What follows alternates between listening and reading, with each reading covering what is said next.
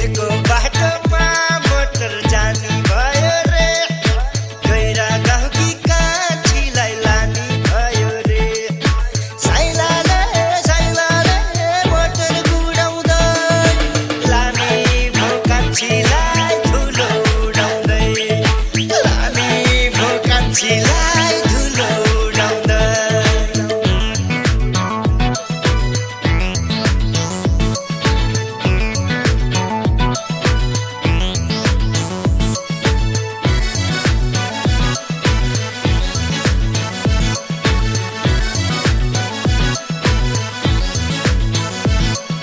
सानैदेखि मलाई नै मन पारे झै गरिथिन् अहिले चट्टै बिर्सिएर अन्तै नाता जोडिन्छन्